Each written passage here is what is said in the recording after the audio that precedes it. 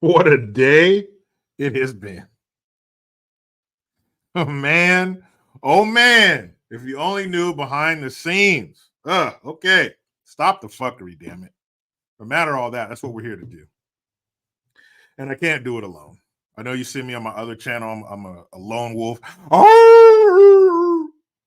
But not when you're trying to stop the fuckery. You need help, damn it. And I got it. I got some good help. GION, what up? Yeah, we are finally in here. Man, finally, like you guys will never know. But yeah, we're here. Appreciate you. Thanks for being here. It's been a minute. We're supposed to do it last week, but my son had his Christmas program and my daughter had her first school dance on the same night. So, you know, daddy duty calls. So I appreciate you being so flexible, but it's such a special evening that even you and I can't tackle this alone.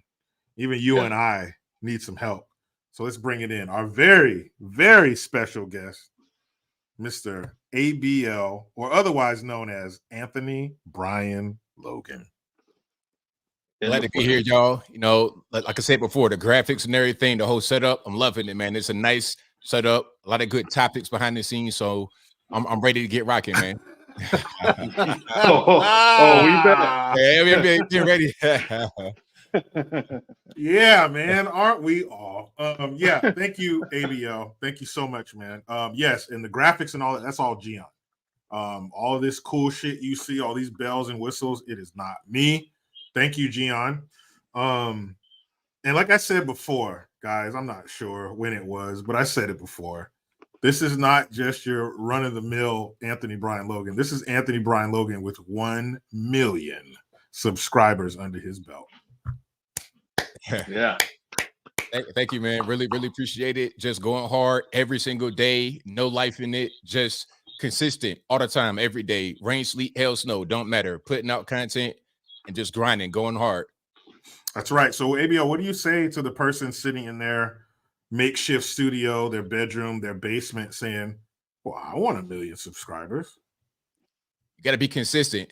One thing I hear people talk about is, oh, I got to get this piece of equipment. I got to get that. I got to buy this and buy that. Nah, what you got to do is focus on putting out good content. That's all you got to do. Whatever kind of content you have, focus on it. Look, you got a smartphone, Android, iPhone. It doesn't really matter. Just use it. Just put stuff out there. You don't need all the extra stuff to get started. Just start, good content, be consistent. Some of the channels you watch the most, they have a lot of subscribers, a lot of active viewers. They're on their cell phone. They're in the basement with 1 million, 2 million subs, making plenty of money. So you don't need all the extra stuff. Just be consistent and have good content. That's all you need. That's it. Truer words have never been spoken. I amassed 300,000 subscribers with me and my phone, an Android. It's not even an iPhone. It's an Android. And I did that. So yeah, with consistency and great content, which ABL does. I mean, the sun is going to rise in the east. It's going to set in the west. And ABL is going to put out multiple videos every day on multiple platforms. That's just the way it is. Yep. So I thank you for taking time. GION, shall we get started? Oh boy, should we? Is that even a question?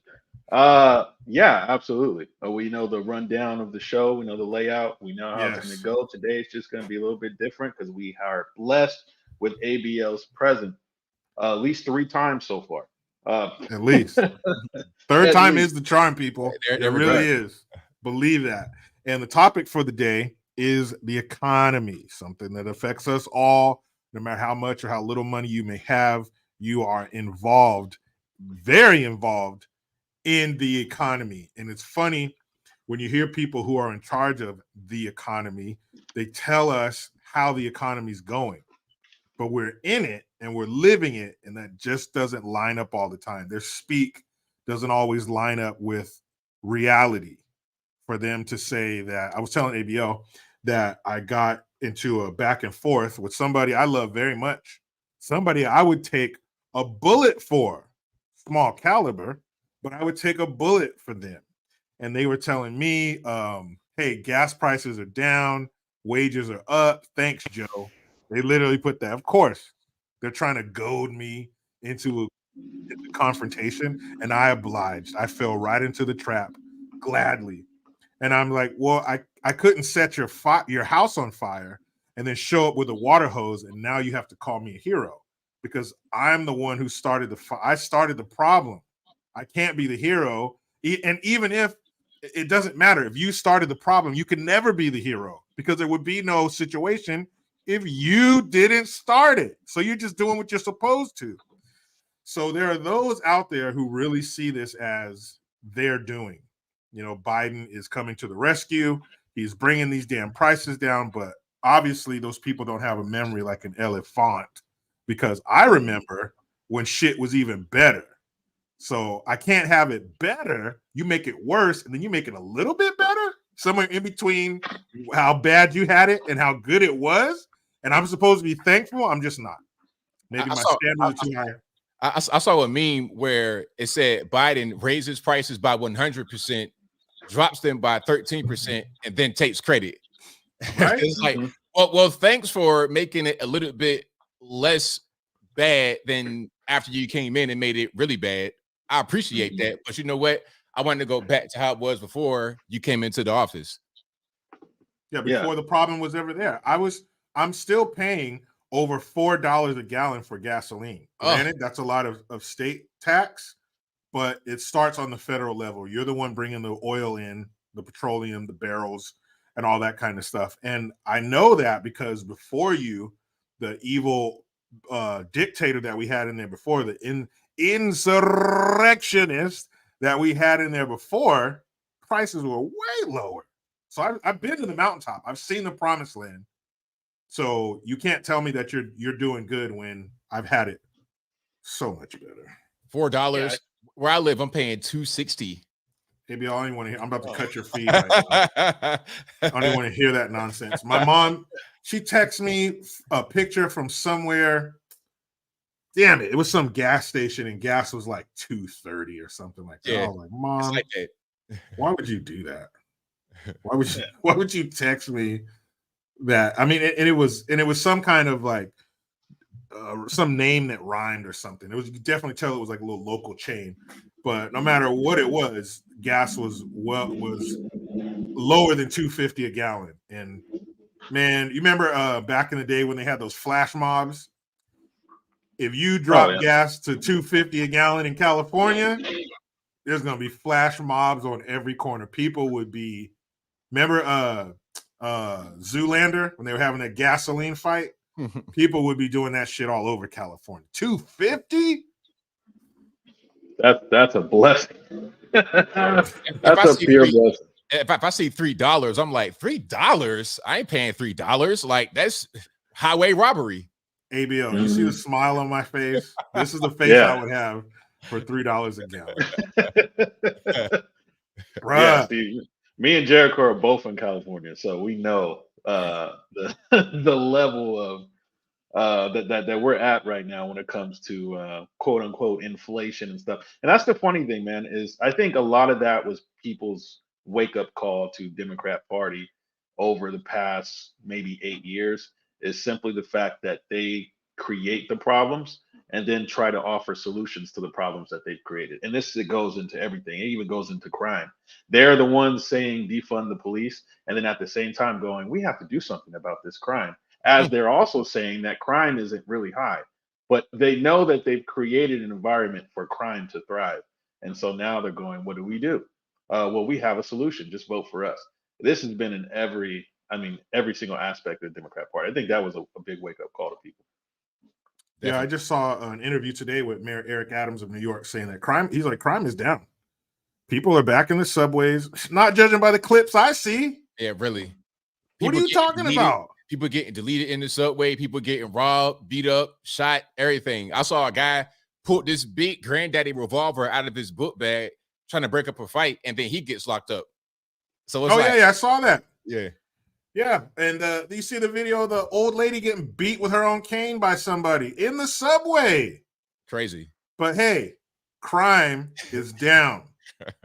Right. Well, let's not forget, Mayor Eric Adams is a Democrat. It'd be different if this was coming from a Republican, but I don't see that pattern ever. So the same rhetoric is always being used with them, but we see the opposite of what they say. So you're gonna believe me or your lying eyes? That's right. What's it gonna be? And they say, hey, we got the money to pay for it all. This war, that war, this conflict, that conflict. Don't even worry about it. We got it. Oh, that's a great segue to our topic because we got the money. I don't know what you guys are talking about. We got the money. Yeah. You don't have no money, but we got the money. Yeah, inflation's going down. Definitely, we'll see it. It's transitory. All right. Remember, All right, let's hop into this. I'm looking forward to these stories here. Let's hop in it with both feet. Right. Here we go. You remember this article, ABL? I sure do. like it was earlier. ABL and I are going to revisit an old classic. Here we go.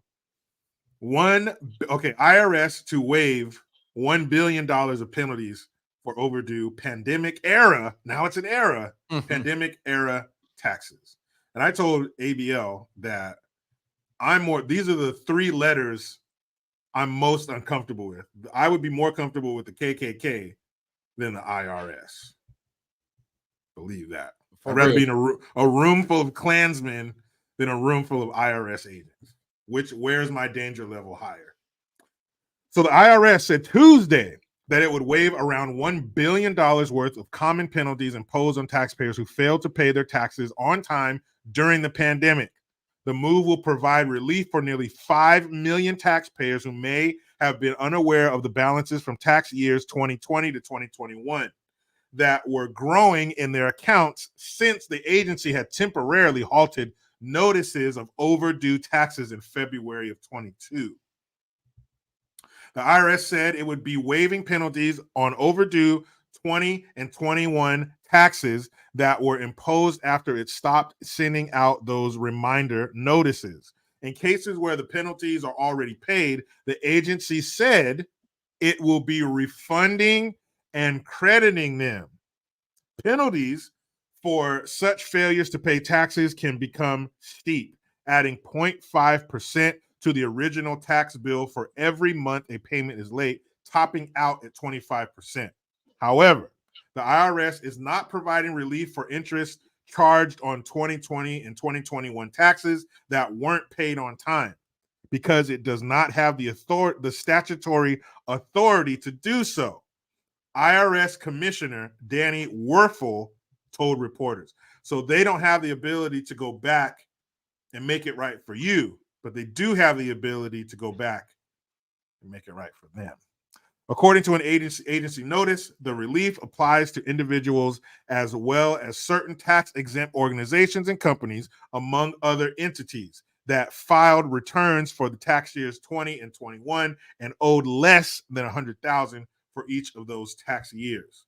The agency said a major reason for this decision was that it had stopped sending out automated notices to remind taxpayers of their outstanding balances in February of 22 because of logistical and resource-related challenges the agency experienced during the pandemic. It will resume mailing out reminders for overdue payments from tax years 20 and 21 next month, and many taxpayers may be surprised that their bills, having occurred interest and penalties, are now much larger than when they last saw them. To show how much relief eligible taxpayers are receiving under the new IRS action, the agency will be issuing a special reminder letter to taxpayers in January showing their overall liability and amount of penalties being waived and how those taxpayers can go about paying their liability according to the agency. So, for logistical and other resource reasons, they were unable to remind people during the pandemic. So you're living life, you've maybe forgotten about the IRS or how much you owe or whatever. So when they resume sending out the letters next month, you might be looking at a much larger total than you last saw because they weren't able to remind you. So if you fall in this group of 5 million people, how many we got in this country? 325. Some people say 350, 330. Over 300 million people. If you're in this group of 5 million, you may have and if you paid, you'll get credited. So they say They'll credit you or they'll reimburse you. Because one thing about the government, when they get your money, they're going to do everything they can to not give it back to you. They're going to jump through hoops. If you owe them 1 red cent, you might get sent to the penitentiary. But if they owe you $1 million, they're taking their sweet old time doing it. So I say good luck with that. I'll believe it when I see it. That is, so they're going to refund or credit you is what your options are. But how many people are going to fall in this group that's going to get this relief? Basic 5 million people, that's nobody for a population this big. It's what, it's 3% or something like that of the population. It's really tiny. Yeah. And I'm sure more people are probably going to get that surprise letter with this huge total than people are going to get a letter saying that they're going to get any kind of relief. ABL, what say you? And yeah, I think you're right about that. And it's only going to be a little bit of a relief because as I was saying before, you got 3 pieces of your tax debt: the principal, which is going to be the majority of it; your interest, which is say they're not going to do anything about the interest. They have no jurisdiction there, which I'm not really sure because they could do whatever they want to do with laws. The FDIC has a law where they say if you have less than $250,000 in your bank and the bank fails, your money is guaranteed by the FDIC.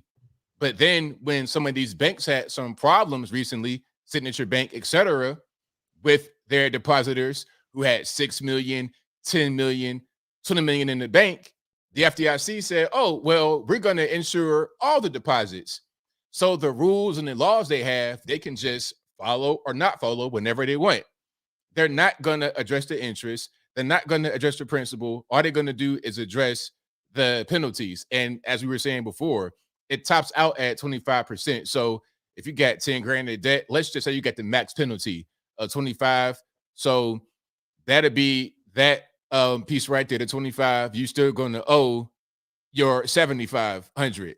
So you're still going to owe, and you might have thought you were clear. You're going to get a letter that says, hey, you got a tax debt, surprise, surprise, but it's not as bad as what it could have been.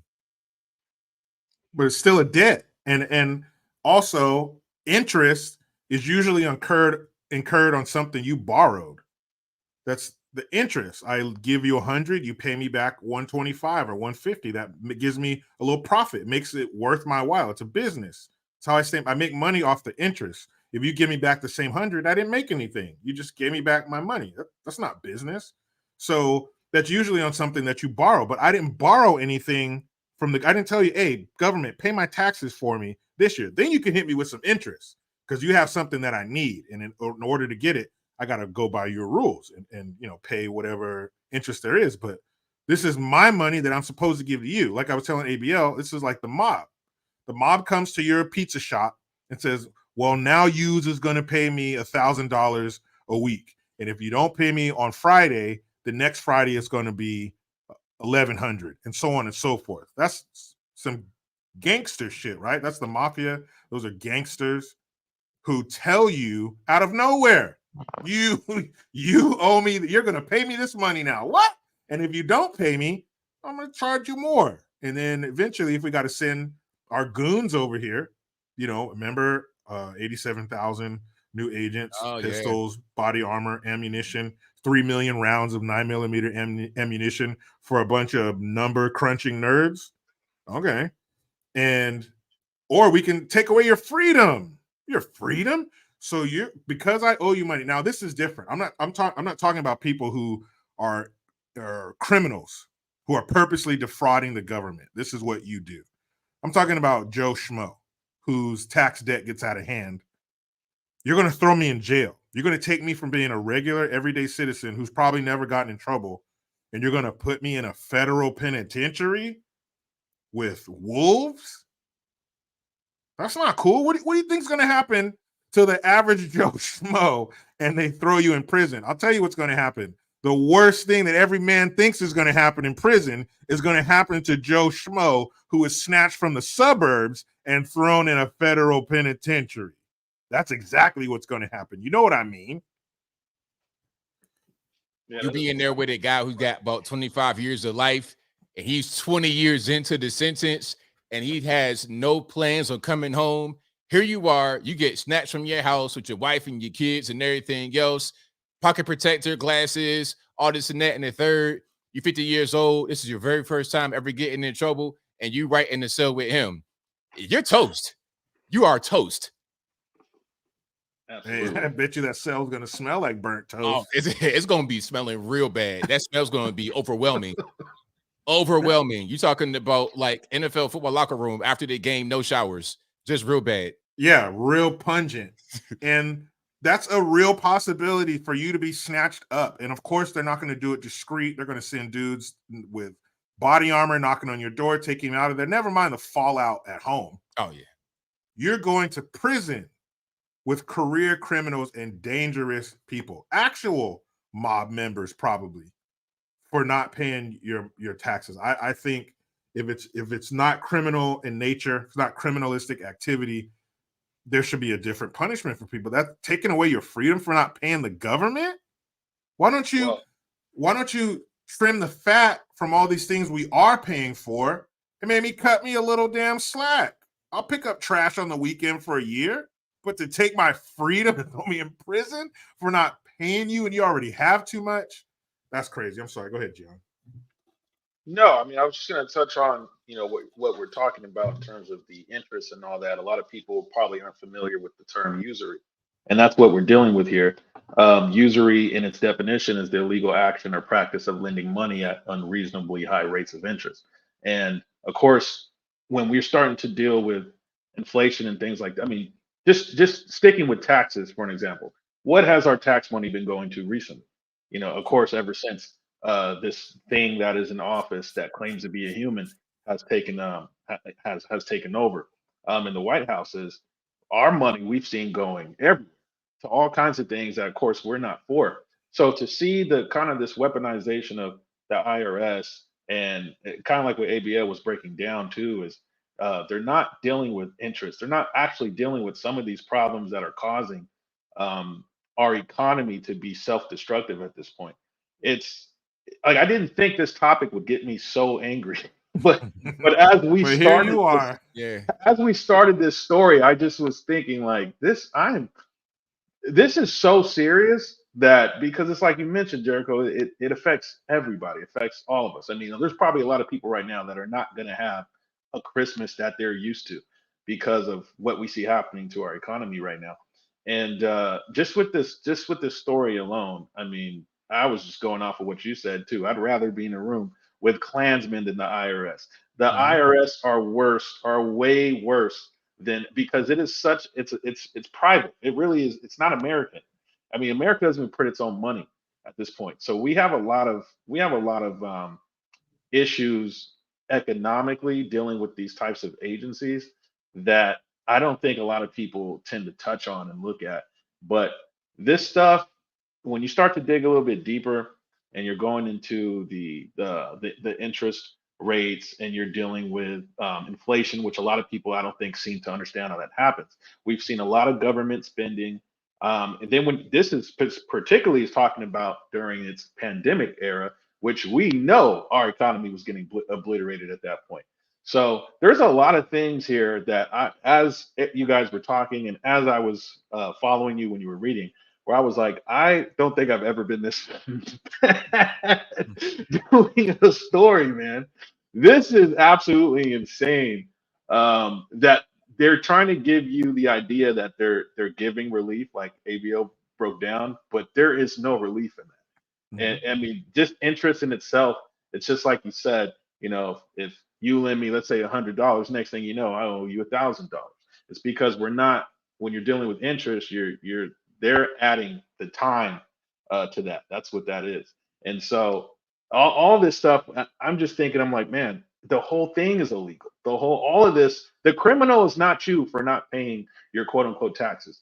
The criminal is them for even thinking that or putting into place taxes to begin with, because we should not be taxed on anything. If you go and travel the world, you will find there are places where there are no taxes.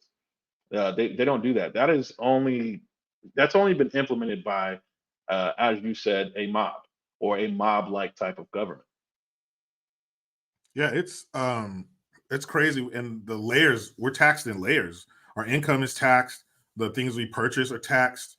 You know, you're taxed multiple times. Like, damn, just once. You took enough. Look at the gross and the net. You already took enough. Now I'm taxed at every level. And honestly, man, you know, yeah, I'm saying it in jest that I would rather deal with the KKK than the IRS, but not really, because if you're in the room with the IRS or you're in the room with a bunch of Klansmen, who could you reason with?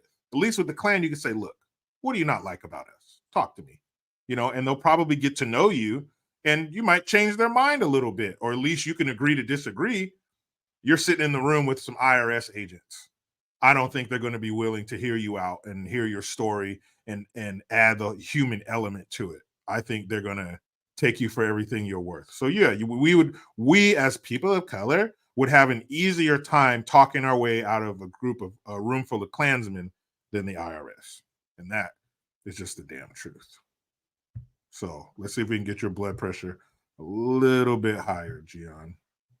I don't know, man. This was not the dangerous levels, but we're going to crank it up a little bit higher right now. Before we move on, I just saw a comment that said by John, usury is actually money lent at any interest. Government just doesn't enforce it.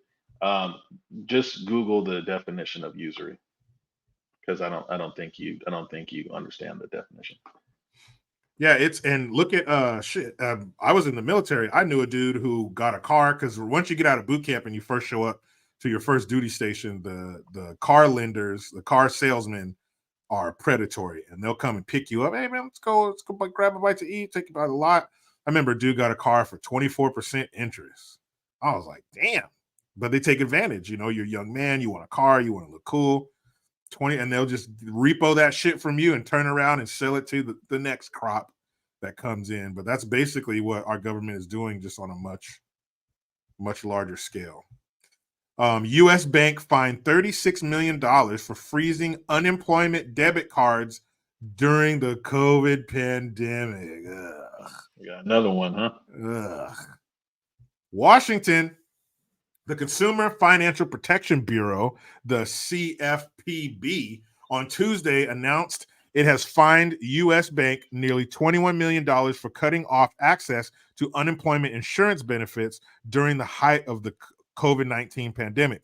The Office of the Comptroller of the Currency imposed an additional $15 million penalty on the bank over the same practices. U.S. Bank blocked access to accounts and demanded burdensome paperwork in order for consumers to regain access to their frozen benefits. CFPB Director Rohit Chopra said in a statement, the fifth largest commercial bank in the country, U.S. Bank, administered prepaid debit cards to distribute unemployment insurance benefits through its Relia card program. But starting in the summer of 2020, when unemployment rose close to 15%, the bank froze tens of thousands of accounts due to suspected fraud. It then failed to provide a reliable method for consumers with frozen cards to regain access to their benefit money, the CFPB said. As part of the settlement, the bank did not admit or deny wrongdoing. Between March 2020 and July 2021, states issued $794 billion in combined state and federal unemployment benefits. The demand for the prepaid cards grew nearly 4,000% during the pandemic, Cheryl Lehman, a representative for U.S. Bank, told CNBC. While a small portion of the cardholders were affected due to extended holds, we prevented fraud of over $375 million and returned to the states hundreds of millions in additional funds sent to questionable accounts, Lehman said. The bank has since made enhancements to the Relia card program. Users who had their accounts frozen between August 2020 and March 2021 waited an average of a few weeks to a month or more to regain access to the benefits because U.S. Bank did not provide an easy method to verify identities. The $15 million OCC portion of the fine was related to alleged unfair practices under the Federal Trade Commissions Act.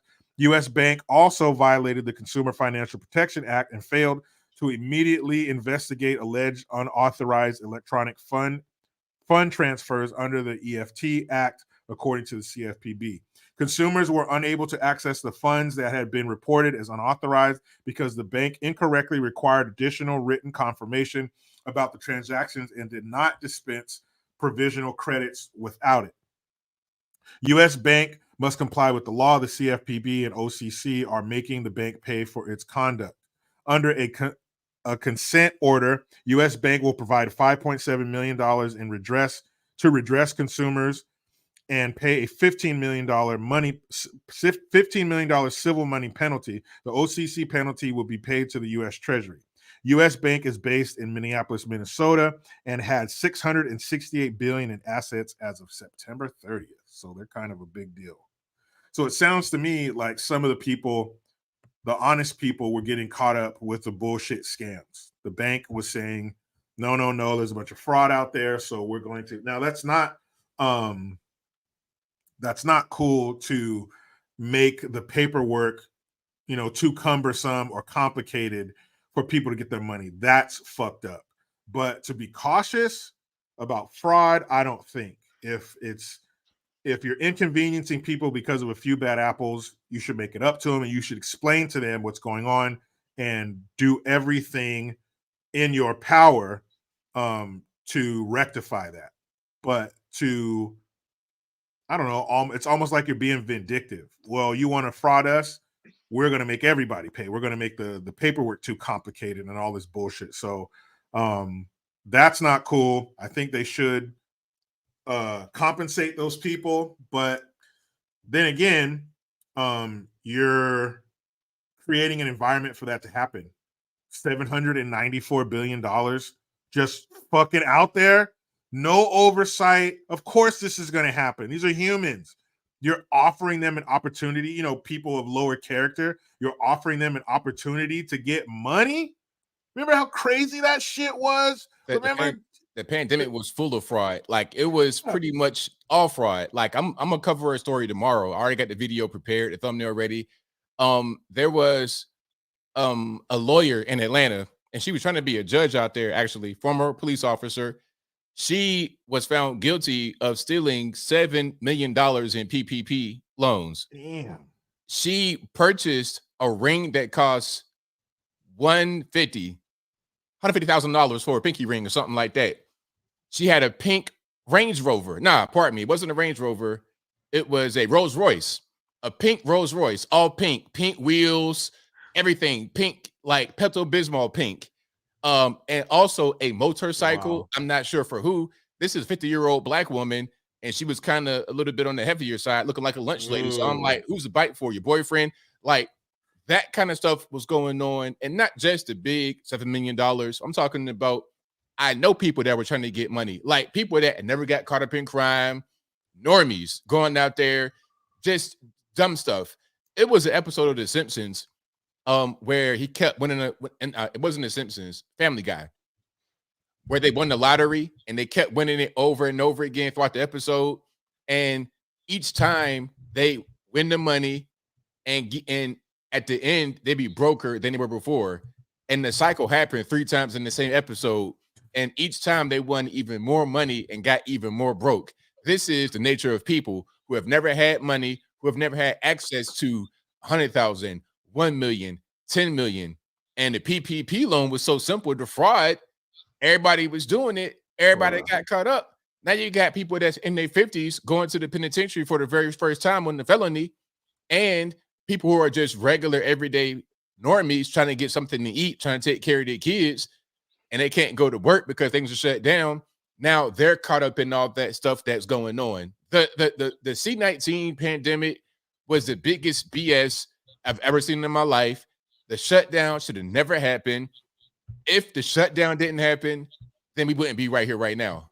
Mm-hmm. Yeah, that's a great point, because that's a good segue to one of the things I was going to mention was it opened up the door for fraud on so many different levels that now when we're looking at something as simple as economy, we could see where we were prior to that to after to that. And now, I see a lot of this propaganda talking about Bidenomics is working. The economy's, it's coming back. I haven't seen it. Nobody has seen it. It's that messaging. The reason why, because they say that, they say, well, maybe people just aren't You know, they're not connecting with the message. The only way you connect with a message is if it's true.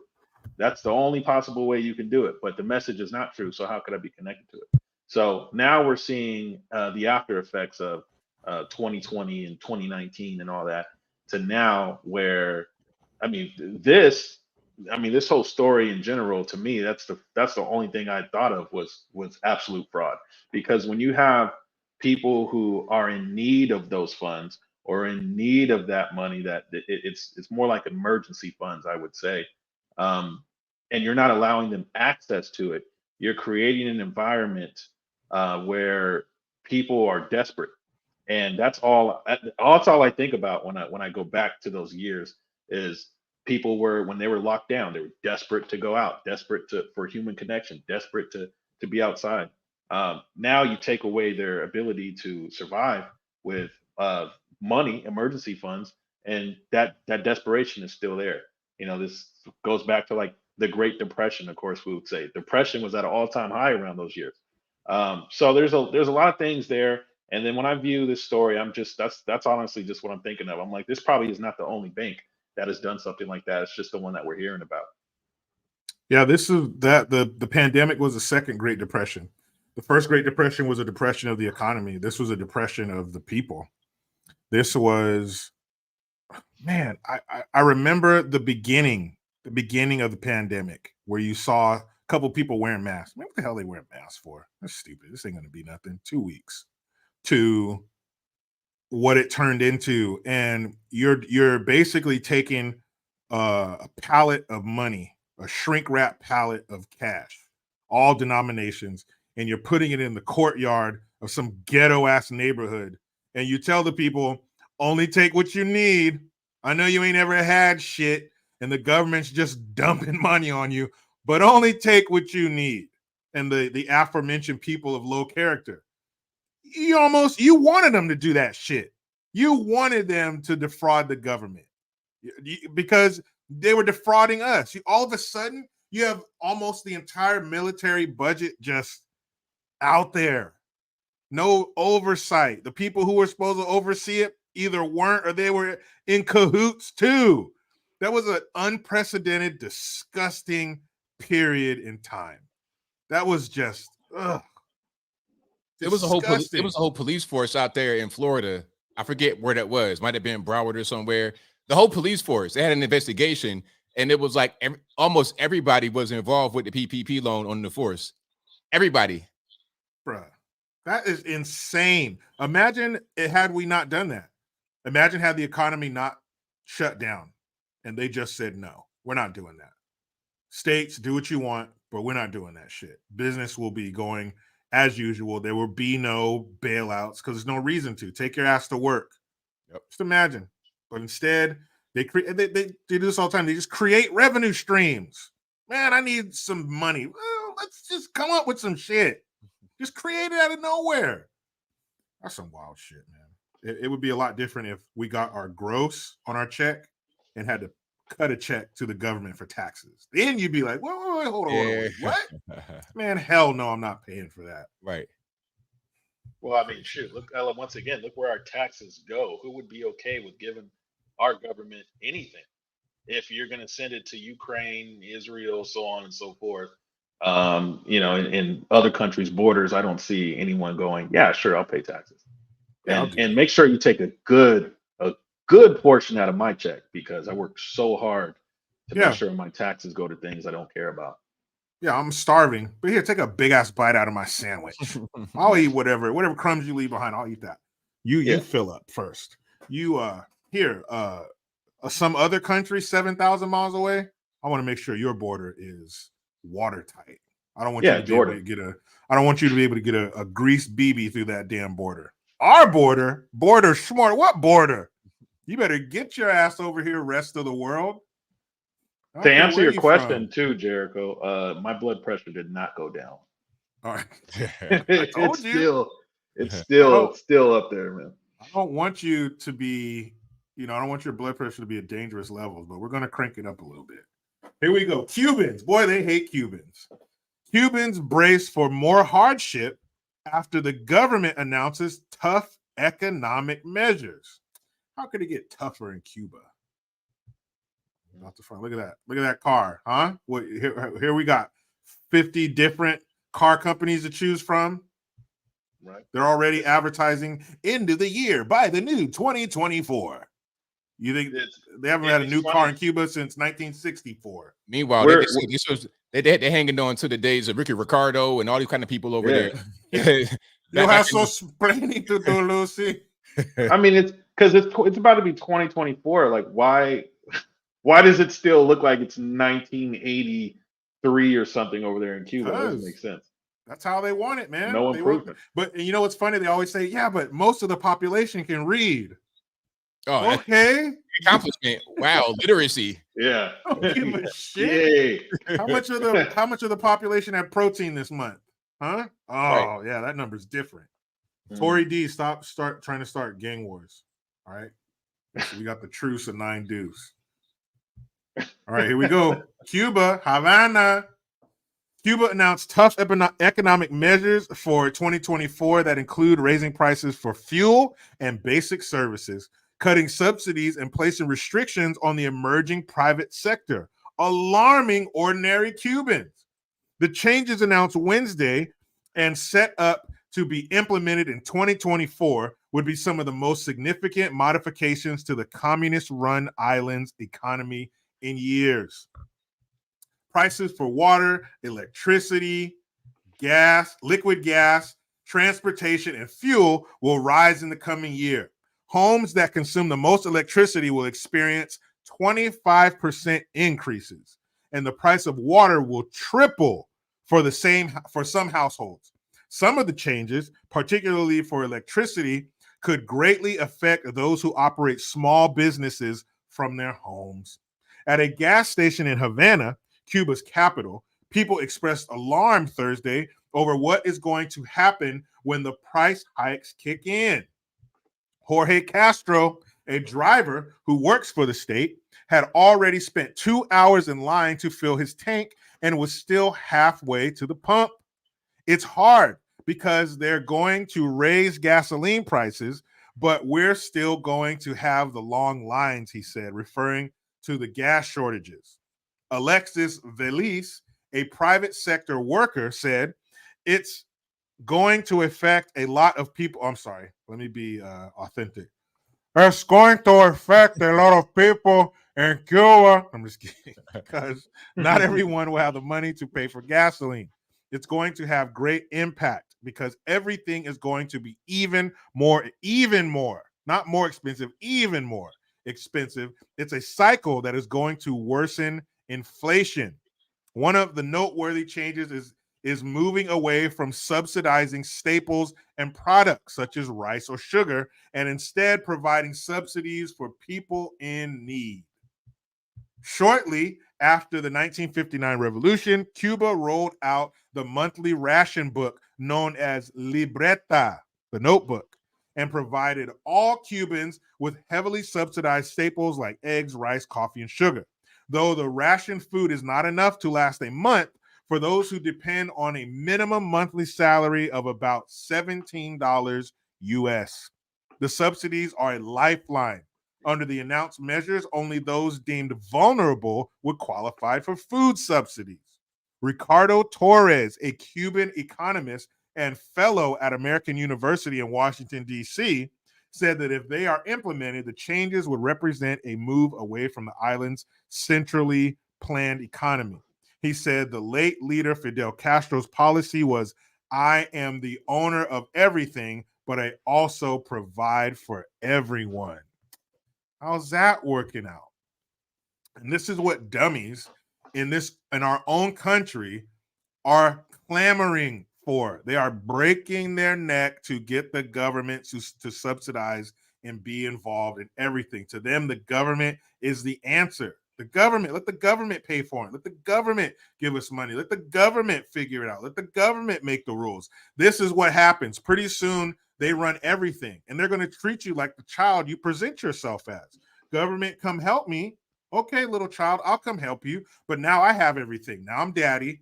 I have everything, just like when you're a child, and you have to come to me for rice, sugar, coffee, water, and the entrepreneur is being penalized. If you decide to be industrious and start something out of your own home, you're going to have to do it without electricity.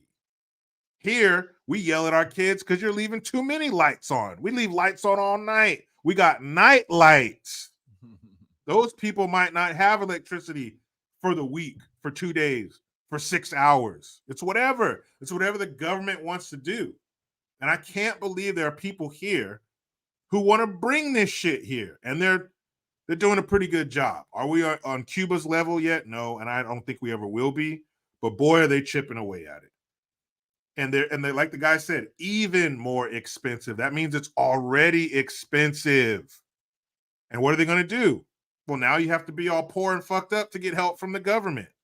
If you're anywhere in between, good luck. But if you're destitute, you're on the streets, you're poor, you're hungry, you're starving, they'll help you out. But anybody else, hey, good luck. And imagine sitting in line for gas for 3 hours just to be halfway through.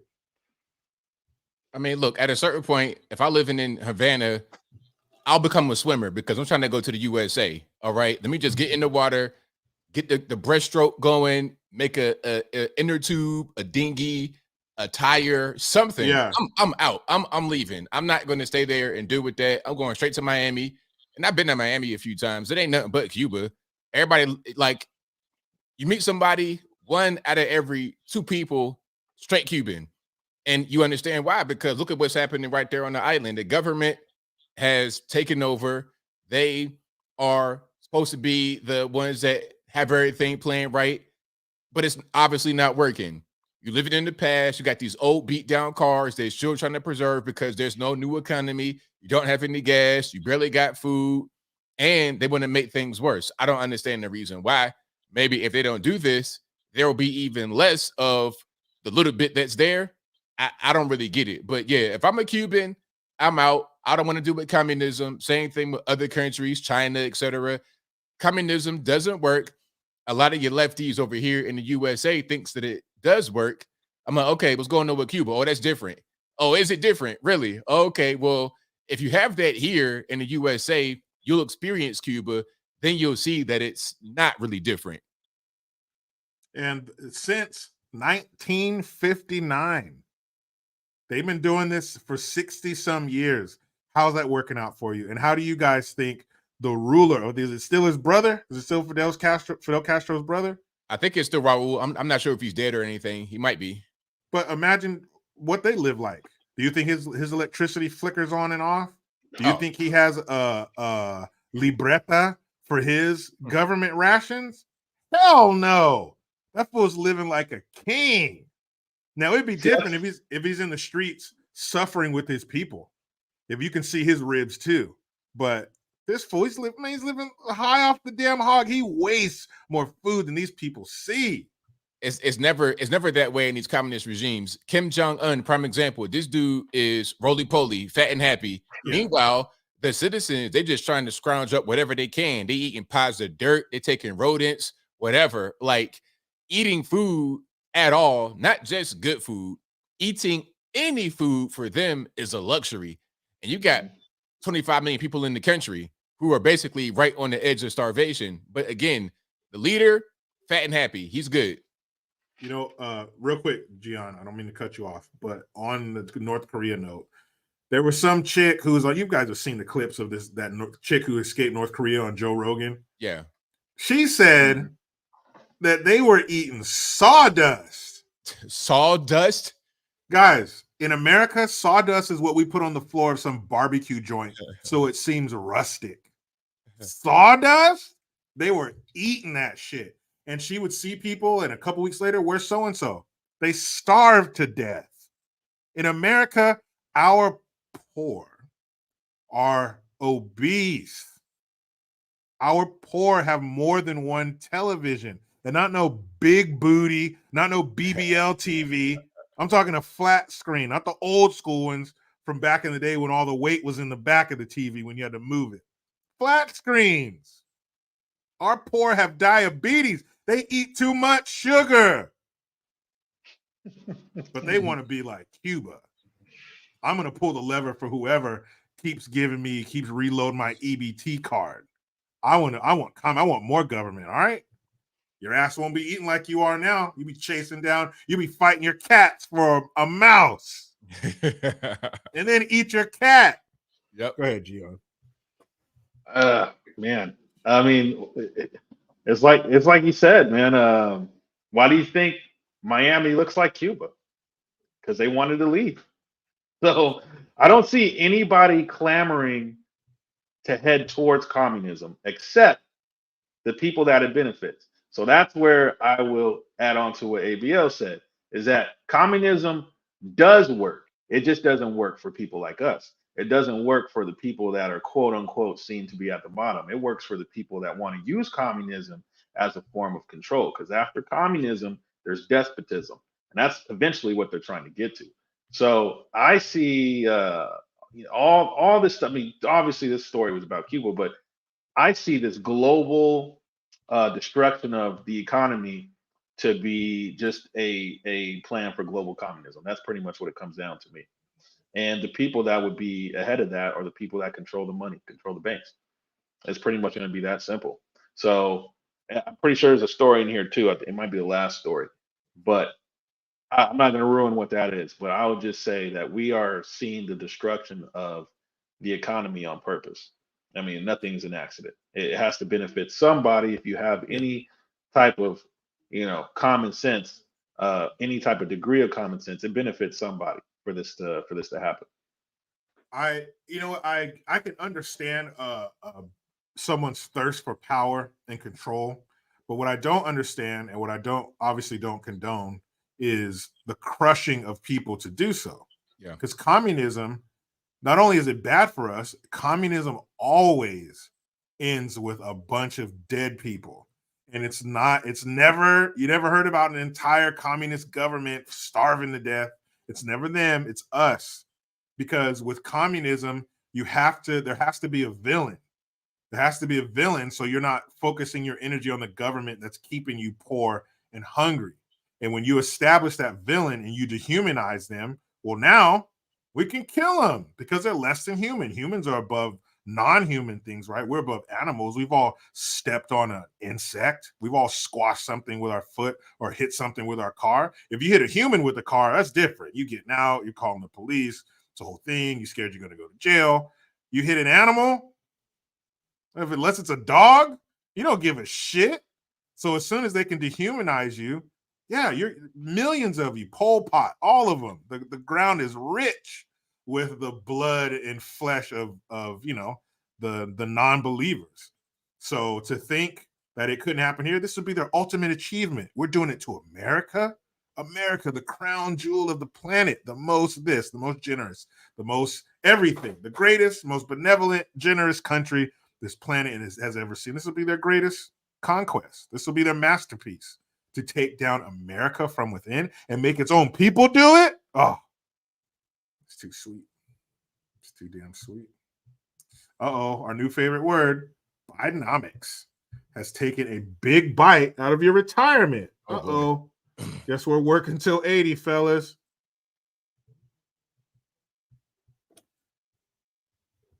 All right, hold on 1 second.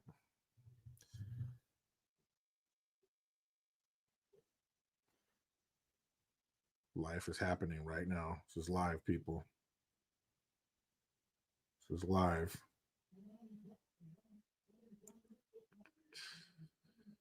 Bam.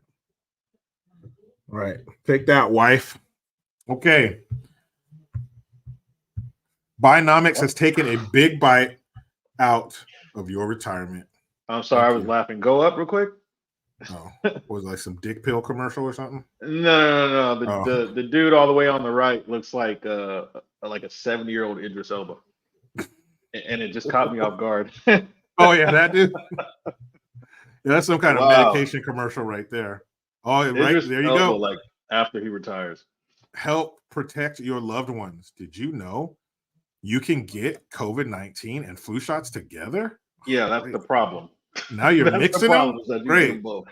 Now you're mixing it together. You know what? I have a theory about that. My theory is that COVID-19 was just the flu from the very beginning, rebranded, and the flu shot you were always getting is the same thing as the COVID vaccine. That's my humble opinion, but maybe I'm wrong, because how you just going to combine stuff like that? Okay, you get a 2-for-1, C-19 and the flu.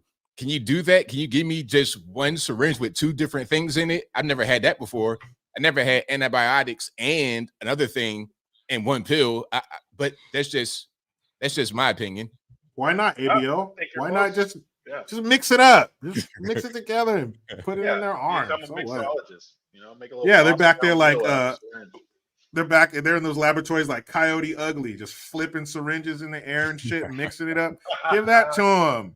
We're not taking it. Who cares? Give it to them. See what it does. There's another group of people in recent history that would do medical experiments on a group of people. Anyway, I'm sorry. As you say, ABL, I digress. Millions of Americans trying to retire today feel like Bob Cratchit toiling away in Scrooge and Marley's counting house, but unable to get ahead. I guess that was a Christmas analogy. Sounds like us. Sounds like black people, right? we can never get ahead in this country. New research explains why. The modern day of Scrooge Bidenomics has reduced the real value of the average 401k by 1/4 in the last 2.5 years. Wow. The study, published with the Committee to Unleash Prosperity, examined individual retirement accounts, IRAs, and pension plans and found shocking losses under the Biden administration, enough to delay many Americans' retirement plans for years. Damn, that sucks. That's ridiculous. Damn. Slavery. Wow. How, and imagine being close to the end. Yeah. How this happened is a painful lesson in government overspending and overregulating, the hallmarks of Bidenomics. By the way, this is a New York Post, so this is crazy. Immediately upon taking office, the Biden administration and their big spender allies in Congress ran up multi-trillion-dollar tabs with no way to pay, so the Federal Reserve just created the money to finance it all. That sparked a 40-year high inflation, which was followed by the fastest interest rate hikes in just as long. This severely hampered equities, but completely devastated bond markets, delivering a 1-2 punch to people's retirement accounts. And 40 years ago, that was 1983. Long time. In 2022, one of only a few years on record when both equities and bonds both had negative average returns, the bond market had its worst year since at least 1928. What else was happening around 1928, 1929? These violent gyrations from government crowding out the private sector, along with oppressive regulations, helped drive down the average 401k plan by almost 13%, about $17,000 in the first 2 years of the Biden administration. Across all plans, the net losses are an eye-watering $1 trillion. But it gets worse. The stratospheric inflation brought on by government spending, borrowing, and printing too much money has further eroded the value of the 401k plans by $16,200 on average, for a real inflation-adjusted loss of around $33,200 or 24.8%. While the study estimates that pension plans have fared better than many IRAs, their balances have also fallen in real terms. Through the third quarter of this year, pension plans have lost $3.3 trillion or 12.1% of real value during the Biden administration. For the teacher, operating engineer, electrician, or firefighter who is depending on their pensions being there when they retire, this is extremely troubling news. Declines like this can threaten the solvency of pension funds, especially for defined benefit plans with inflation adjustments. Sadly, none of this has had to happen. While the White House repeats its false narrative that the economy was reeling and inflation was already here when Biden took office, the administration's own data exposed that as humbug. Biden inherited an economy growing at a $1.5 trillion annualized rate with a mere 1.4% inflation. If Biden had simply allowed one-time COVID spending to expire, the federal deficit would have disappeared amid soaring tax receipts while inflation remained low.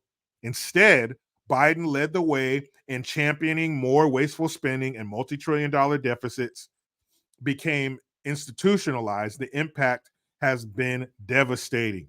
Between lost purchasing power from inflation and higher borrowing costs from interest rate hikes, the typical American family has lost the equivalent of $7,300 in annual income under Biden. To make ends meet, a record number of Americans are now working multiple jobs, but that's still not enough to cover the $11,400 higher cost of living. That's why families have racked up record $1.1 trillion in credit card debt, while saving has plummeted. Sadly, a record number of Americans also using hardship withdrawals to tap their retirement savings because they can no longer afford necessities like rent and groceries. Even those who are getting by have seen their savings crushed. For Americans who were planning on retiring with $1 million in their IRA, those accounts have lost almost $250,000 in real value. The typical would-be retiree must now work an additional decade to recoup those losses. It's reminiscent of when Scrooge admonished his clerk Cratchit to be here all the earlier the next morning. After all, you must do your part to pay for Bidenomics. Unfortunately, things are unlikely to radically improve for retirement accounts as government expenditures have grown faster than consumer spending for the last 5 quarters, and that trend is poised to continue. The federal debt just crossed $33.85 trillion and is on track to breach $34 trillion before year's end. That's Bidenomics in action, as the White House press secretary likes to say. Here's hoping Washington has a change of heart every bit as deep as Scrooge did. If not, you may never be able to retire. You know, last week I spoke with Colin Plume. He's the CEO of Noble Gold. And he was saying that now retirees have to save $2 million to retire. Because not too long ago, $1 million, bro, if you could retire with $1 million, damn, you're doing good. You living high on the hog. You living better than you were when you were working, if you wanted to. But now it has to be $2 million. And imagine you've socked away $1 million just to get kicked in your nuts for 250 grand. And 10 years to recoup that. So you're right there. The light's at the end of the tunnel. It's like in a TV show or movie, you're headed toward the door and the bright lights out there. You're outside. And then they pull you back in for another 10 years that you didn't plan on working. Now you're old as fuck when you get out of there. You don't have the time to enjoy it. Man, that is devastating, man. And they always say that. They do. Biden and others always say that they inherited this problem. It was already like that. When a businessman was running the greatest business this planet has ever seen, things were bad. Inflation was up. And unemployment was up. Production was down. Bullshit. It was fine until they got in office and messed it all up in record time. And like it just said in there, had they let it go, had they let the COVID expenses and subsidies expire, it would have righted itself. But they couldn't do that. They were too greedy, and they wanted that money to keep floating around with nobody keeping an eye on it. A shame. ABO. Yeah, man. Like I saw this coming because the printing and spending money, this is what causes it. Because you keep putting all this fake money out, all this new money out with no actual productivity to back up the new creation of money. If you have any money saved, it's going to be devalued. If you keep raising wages artificially, raising the minimum wage. Okay, minimum wage was $7. I think it's still $7, but now you're trying to fight for 15, 20, 25. All you're going to do is increase the floor of poverty. So if you're able to make more money actively, you're able to pay for certain things. But what happens is everything now costs more because of the new money that's introduced to the economy. The money that you had previously basically means nothing because you don't have the ability to print more of it. as the federal government does. You don't have the ability to make more of it if you're 80 years old and retired. So you're just pretty much out back. And then if you have a home and then taxes are going up at the same time because everything's going up in price, taxes, wages, goods, services, everything's going up except for your money. You got cash just stocked away in the bank, especially if you got it in a savings account. Forget about it. You pretty much got trash. But even in a 401k, it's becoming worth less than it was before. So saving is kind of pointless. Having money in one of these accounts is kind of pointless because they keep printing so much money. Your money cannot keep up. Inflation is defeating your savings. So I saw all this stuff coming right when it started printing and spending money. I'm like, okay, any savings you have, kiss it goodbye. You might as well spend it right now before it becomes even more worthless, because spending it on something that makes more sense is almost the same thing as keeping it in your account. If you have, let's say, a 20-30% rise in the money supply, that's going to affect your money when it comes to inflation. So it's just like spending it, although you didn't spend it. It's really a bad situation. Yeah, I'm actually really happy how you broke that down, because I think you broke it down for people who will watch and probably don't understand too much of that. It's easy to digest, because I think if people really, really understood economics, even on a basic level, like just the basic goods, services, how inflation happens, the printing of money, the devaluing of money. If people understood that, there's no way in hell I could possibly see anybody voting for Democrats, because it's not just Biden, although he is the face right now. But when you're looking at Democrat cities, Democrat states, I mean, California, me and Jericho are in California, we could see how bad California has just disintegrated into a hellish like state. California used to be beautiful. California used to be thriving till Gavin Newsom and Kamala Harris and Pelosi and these top Democrats, Feinstein, they've destroyed this state. And one would have to ask, well, how do you do that? What is the agenda behind destroying the economy? California is like California is so big that there's so much that it's like almost nothing but land as soon as you get out of the cities. Like it's just nothing but land everywhere. Like California should be thriving right now economically, but we're not. We're almost 70 billion in the hole. That sounds great, right? That's just California.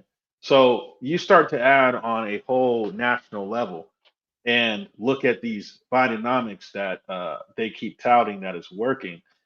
As I said before, I don't know anyone who said that. Even people who vote that way, I haven't heard anyone say, yeah, I'm doing great. I'm doing great right now. And so my point is, if you understand some of the basic things, just the basic things. I mean, my grandfather, for an example, he doesn't drive, so he doesn't know. I mean, he does now, but like he doesn't know what it's like to have to go and get gas at $4, almost $5. How how it used to be a couple months ago, almost every other week. So I don't see how anyone can vote that way. That's just voting. That's just basic. It's just voting. Anyone who says that they're going to, and I've talked about this before. Biden came out and said he was going to destroy the fossil fuel industry. Yep. So anyone who openly says that, you would have to think, okay, gas is about to be out the wazoo then, because there is an agenda to literally destroy our energy. It doesn't make sense to me that people could be okay unless they just did not understand what was actually going on and what these agendas were, how they could be okay with what is happening. And just reading, just going over the story, I'm just reading this going, this is absolutely insane. We've been at it now 3 years so far of this, because I've seen this coming before 2020 and what they did to get him in there. I've seen this coming way before that. But it's bad now when you're actually living it. Yeah, it's going to get worse. We still got another year. Don't remind me. 10 and a half months or something with this fool. I think the best is yet to come. I guess the worst is yet to come. These people still have 10 and a half months to salvage their positions and stay where they are. And you know how serious they are about keeping Trump out of there. So, well, keep in mind too, a lot of these people are not people that we voted for. They were, as you just said, they were positioned in there. They were put in these positions. Janet Yellen is not someone I voted for, and she's at the same time she's over here saying, "Yeah, we have money to fund 2 wars." Who told you it was okay to do that? Because I never said that. I know you didn't. I'm pretty sure ABL didn't say give her permission to do that. So they're doing things that are destroying our economy while at the same time saying our economy is okay. You know, we're thriving. We're doing well. It's recovering. That's insane. You see Chocolate Patty up there lying in front of the press every day. Like, no, she does. President Biden, he has been doing things. He's been doing my work, and he's made this happen. And yeah, Chocolate Patty is hilarious. Well, they called the other one. Remember, they called her Peppermint Patty. Yeah, Miss Circle Back. So I call her Chocolate Patty. Ain't no circle back, girl. A sign of disrespect. What an unqualified turd. Look at what happens. His administration is full of people who got there based on what they look like and who they sleep with. And you see the job that they're doing because they're not qualified to be there.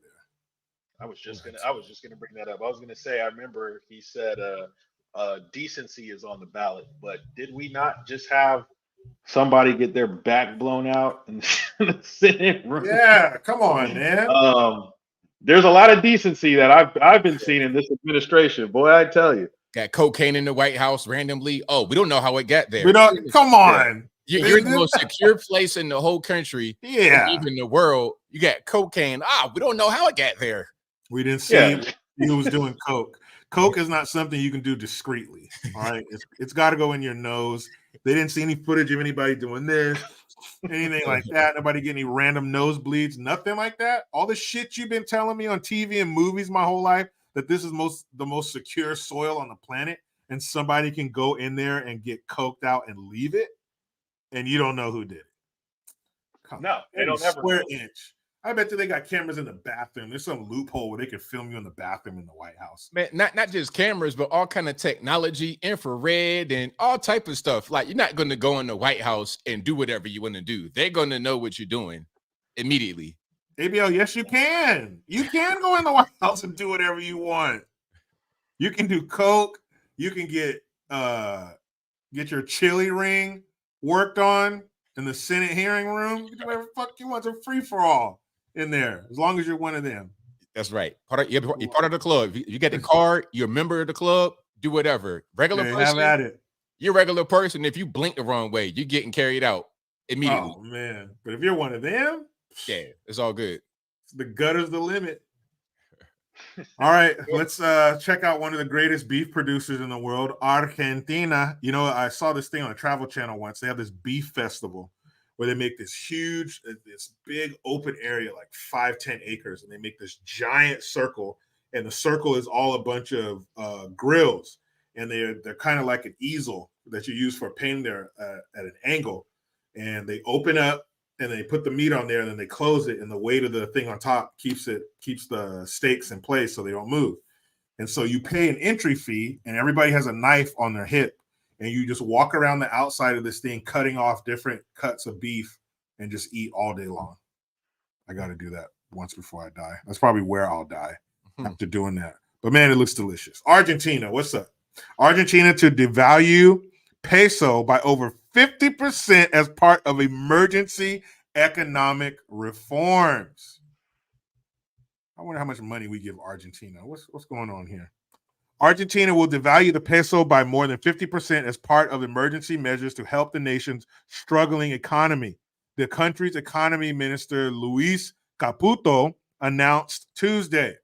The stark move changes the official conversion rate to 800 pesos per dollar from 365 pesos and comes just days into President Javier Milei's term. Milei campaigned on a pledge to get rid of the peso and replace it with the dollar in order to get the economy back on track. The peso has been artificially supported for years by district capital controls, and its value has plunged roughly 52% this year against the US dollar. Damn. Argentina's central bank in recent years has printed more of the peso to help the country's government avoid defaulting on its debt. That has resulted in skyrocketing prices. The move marks the first of several steps to tamp down hyperinflation, which led Argentina's central bank in October to raise its benchmark interest rate to 133%.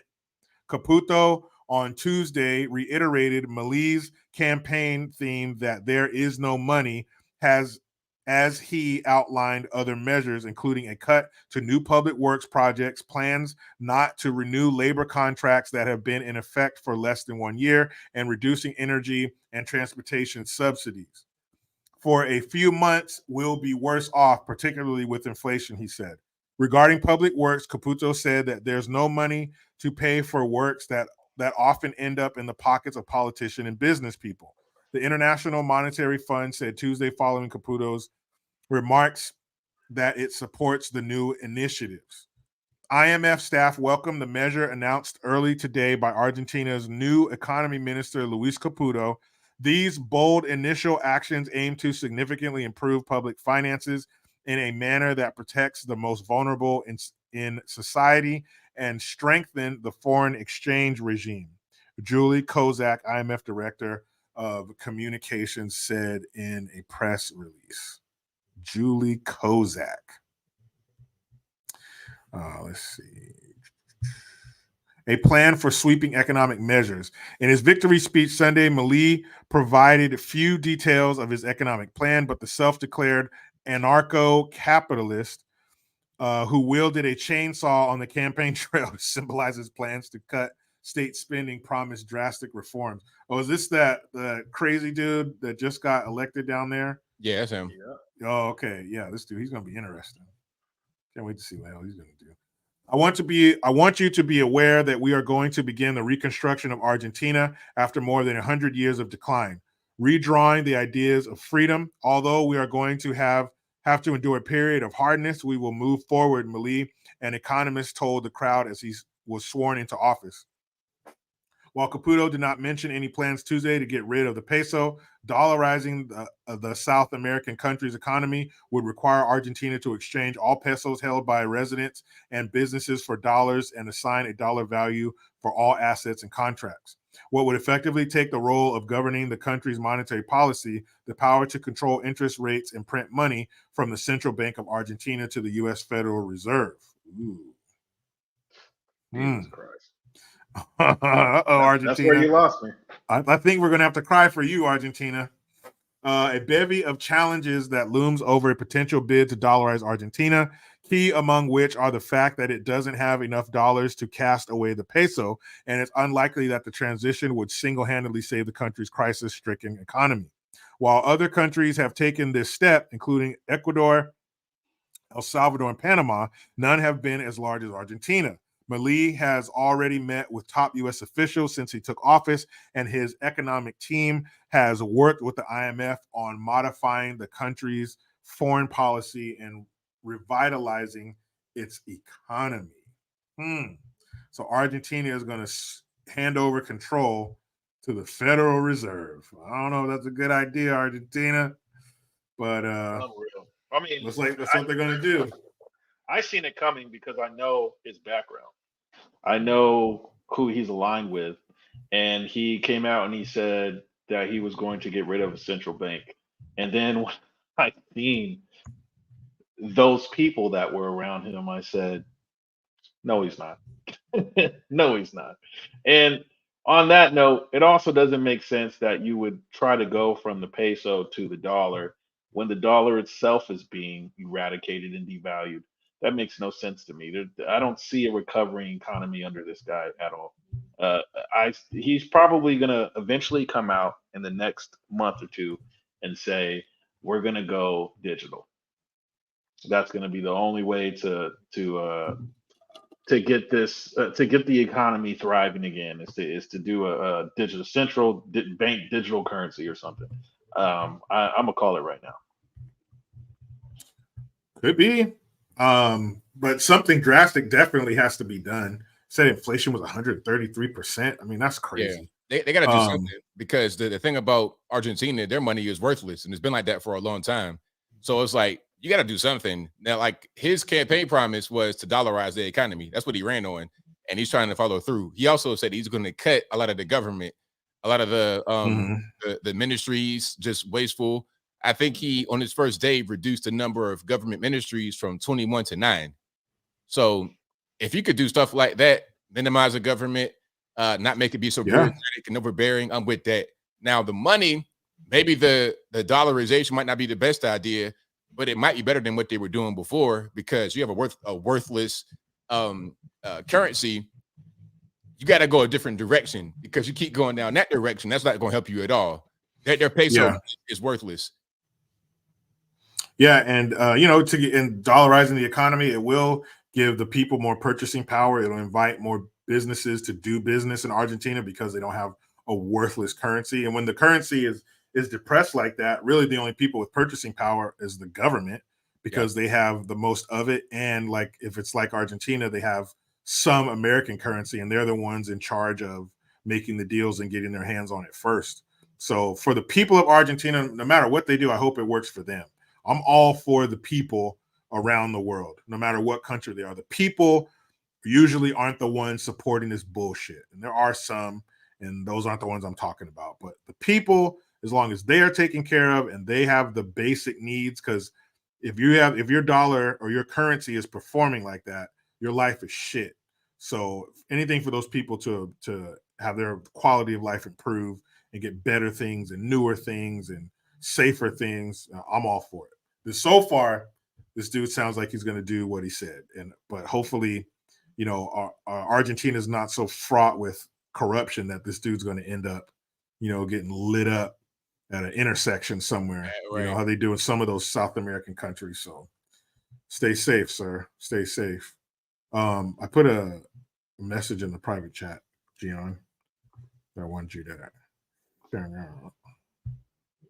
Yeah, you're correct. Okay. So let's get to the fails, shall we? So that was the fuckery five. I say before we do, though, since we're not doing that, we could just say probably which one that we thought was the most. Okay. Of us three. So, all right, ABL, which story do you think contained the most fuckery? Which one maybe got your blood pressure up, like GION there, or got a reaction? Everyone. So we have the IRS waiving the penalties for 5 million people. We have U.S. Bank getting hit with a $36 million fine for basically making it hard for people to get their claims through and get their money back. But because of the almost $800 billion that was just going from one hand to the next, the biggest cookie jar we've ever seen. Cuba announcing tough economic measures, to try to get the poorest of the poor taken care of, cutting some electricity, cutting some services, or Bidenomics, taking a big bite out of your retirement, or the one we just talked about in Argentina, where they're going to dollarize the economy. And it might be like ripping off a Band-Aid at first, but in the long run, it's going to be good for the Argentinians. Out of all of those, I'm going to say the IRS right away, because that's, I mean, I've had personal experiences. You done brought up memories where I'd have been about to start crying over some debt that I owed, that they say I owe. Oh, like I don't know if I said it, because I said it before, but they shorted me one time on my return. Like, this is why I will never do the direct deposit ever again. You're going to send me a paper check, IRS. No more of this deposit into my bank, and you give me whatever you want to give me. They shorted me by $5,000. And what am I going to do? Damn. Like, they already gave me the money in my account. So I have it. I received it, but they still owed me $5,000. You see what I'm saying? So now when it's return time, and the reason why I get returns is because I pay quarterly. So when I pay quarterly, if I pay too much, they owe me money back. So now when it comes time for that, I'm like, hey, send me your check. If the check is 1 red cent off, 1 red cent, look, if I'm due to get $10,541. I want all of the money. If they give me $10,540 and 75 cents, I want the quarter. Yeah. I'm not going to cash the check. Hey, take that back, IRS. Thanks, but give it back to me. Because if I owe 25 cents, not only will they send me a bill for it, if I don't pay in a timely fashion, they're going to charge interest and penalties to the point where that quarter becomes $5. So look, give me the full amount of money. So that story really triggered me, like beyond triggered. Yeah, that was easy for you. GION, I have a feeling you might have picked the same one. I could be wrong. But which one contained the most fuckery to you? Yeah, see, when we first came in, that's the one that had my blood boiling from the start. That would be the one I would pick. I think the only reason why I'm gonna go with the Bidenomics is because I saw this coming before he even got in there, and I told family members, because Jericho, you already know ABL doesn't, but I have a lot of family members that are on the other side, and I've been telling them for the longest. I said, you guys really have no idea who these people really are or what their agendas are. And so I called it before he got in there. I said, the economy is dollar's going to crash. I was like, it's not going to be good. So now that we're actually living it and reading that story was put into perspective. Obviously, I know I'm not the only one going through this, but there are people that are making probably a lot of money that are struggling. And the fact that they can get on TV and lie and tell you that everything is going great and that they inherited, this and all. No. You created the problem, like we said. The problem has not been fixed. They don't have a plan to fix the problem because that's not part of their plan or agenda. And so I just think that this whole Bidenomics, topic in reality, it's destroying everybody's life right now. It really is. So I think IRS would be my second pick, but I'm gonna have to go with Bidenomics because I want that son of a bitch out of here. Like, period. He should never touch anything political ever. He needs to go to a retirement home, and all the people that put him out there need to join him. We don't need nothing Biden related ever in this country. Yeah, agreed. The only thing he should be touching is a nurse's ass in a convalescent home. That's it. But for me, I mean, the ones that didn't happen in America, obviously they're at the bottom of the list because it ain't here. Sorry. But man, it's definitely between the retirement and the IRS. Obviously, the IRS, we all have a personal connection to those gangsters. But man, as somebody who took their 401k, because when I quit at Trader Joe's and stopped doing this, I pulled my 401k out of the market. For someone who dodged a bullet, I think I'll pick that one, the retirement. And that's so fucked up to do to people who are close to it, and then you move the goalpost on them. You've been marking this day on your calendar. We all look forward to the day we can retire and not have a schedule and not have to do anything anymore. Even working for yourself. Still, you still have a schedule to keep, even more so than maybe when you work for somebody else. So, because you have all the responsibility. So we all look forward to that time where we can just relax and take it easy and do what we want to do, not what we have to do and stuff like that. So yeah, I'm going to pick that one. That's messed up. And again, talking to Colin Plume, telling me that you now have to shoot for $2 million for retirement. And we're young. So by the time another 20, 30 years, might be 3 million, 4 million. Just crazy, man. So that's the one that contained the most fuckery for me. But now we're going to get into fuckery fails. Money. That's what the economy is all about. It's not sugar-coated. Let me say too, man, there was a lot of fuckery in each story. Yeah. It was they all made the needle on the fuckery meter go like that. But I think the IRS and the retirement one, man, those were definitely contain the most. But these fails are about money because that's what the economy is all about. That's what we're talking about. Money, money, money, money. Just like the OJs. So, all right. Money, money, money, money. That's right. Woo. That mean green. Here we go. And everything in between. Oh, shit. They know it's tax money next, you said. Hey, Lynn. I have a feeling we're about to see a lot of stupid shit. What's that? Huh? I said I have a feeling we're gonna see a lot of stupid shit right now. Oh yeah, we already have. Here we go. Yeah. Boy, if this nigga don't put all them blues up, I'ma stick his ass. He better not let me get him at the whip. I'm telling you. It's gonna be mine. Hey, boy, you better put that shit up. It's gonna be mine. You just don't know Slim Shady. Yeah. Where you put that? Oh my God, you're a stripper? Like, that's so self-degrading. Like, why would you ever do that to yourself? Like, you're disgusting. Like, you really are just like a whore, just looking for attention.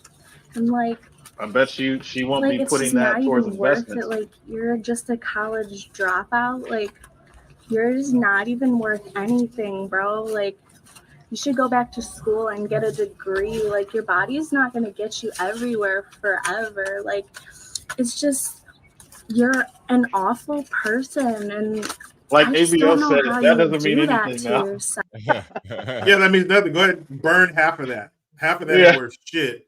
And you know damn good and well when you get home at night, you wish you didn't have to get butt naked in front of dudes that are trying to stick their finger inside of you. You know that. Exactly. But gone, girl. You're empowered. Like, Put in your paycheck, you broke ass nigga. I don't want to hear that. You see this? This is real money. What's my name? Well, I remember that. All right, Slap. Go ahead. Hey, fuck 12. Toilet might get stopped up. Fuck it. I don't want to rap no more. Fuck it. Toilet might get stopped up. Stupid. Oh, come on, man. That's disgusting. And no way. Fuck. I don't want. You're gonna get that, put that back in circulation. Oh my Bro, God. See, I knew we were gonna see stupid stuff.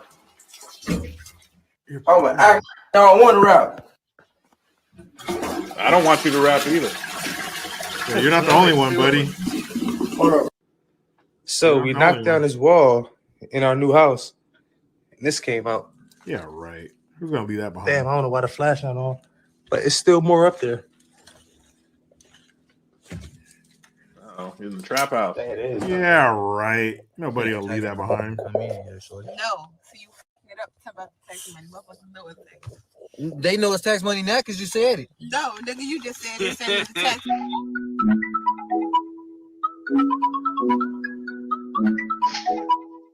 They burn that? Idiot. Oh God. 85. And I ain't turning shit in. Robbery right here. I'm keeping all of this. I can feel it. Yeah. Oh, great way to benefit. I mean, I don't want to say, and I'm not going to say that police work is easy, detective work, but all you got to do is YouTube. Yeah, the advent of social media, it's had to make detective work at least a little bit easier. Look, they got guys who just sit at the computer all day and just watch videos. That's all they got to do. That's half the battle. Yeah, they can't wait to post some ignorant shit. They can't wait to post something that they did. Oh, the best thing what gets the clicks.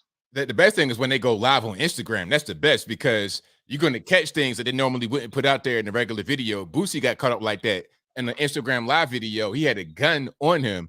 Oh, you can't have that, sir. You are you're going back to jail. And the thing is, they can't wait to do it. They can't wait to put it out there for you to see. I bet the cops come in on Monday morning after the weekend and they just turn on their computer and just go to these fools' Instagram accounts. That's it. And just start telling the gang unit where to go. They probably follow them on their regular phones. They probably got notifications. So as soon as they go live, they get notifications. Oh, hey, man. Little XYZ's going live. Let me watch it and see what he's doing. See if he commits any crimes. Oh, there goes a gun. Oh, there goes some drugs.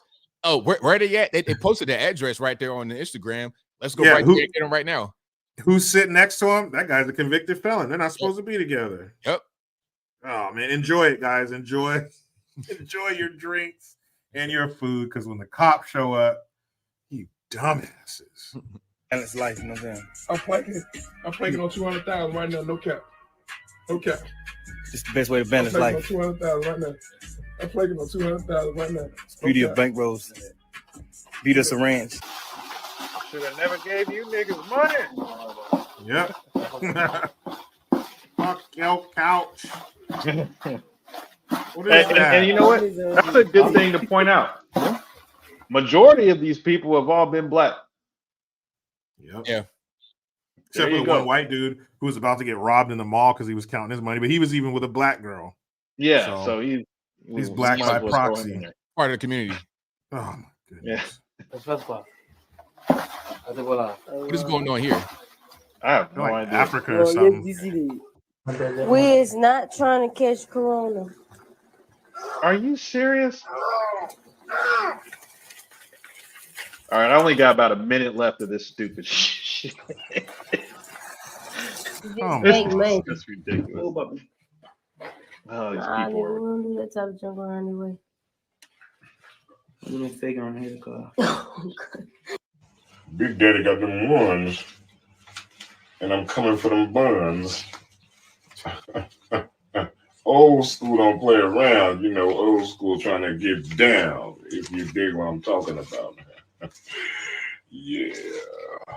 No. What in the hell was that? A mistake. He should have never went on camera with that. Come on. And real people with real money who are really rich, they don't do that. No. They don't flash their money like that. They do not. They're too busy at a house in Aspen in Aspen or Tahoe or some shit. Dude, why do you want people to know that you have money? I don't want people to know anything. No.